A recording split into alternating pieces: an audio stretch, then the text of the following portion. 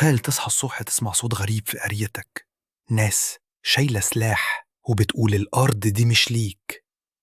1917 بورقة وقلم بريطانيا قالت لليهود هنعملكم وطن هنا، مع إن أهل فلسطين عايشين فيها من مئات السنين.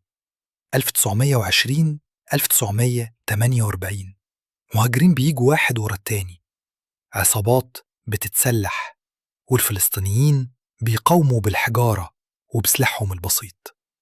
1947 قرار تقسيم من غير ما يسألوا صاحب البيت. 1948 ليلة واحدة أبواب اتكسرت، عائلات اتهجرت، و750 ألف إنسان صحي لقى نفسه لاجئ من غير بيت ولا أرض. مش أرقام، دي وجوه، بيوت، وحياة اتسرقت في لحظة. لو عجبك الفيديو اكتبلي في الكومنتات رأيك وشارك الفيديو عشان يوصل لكل الناس.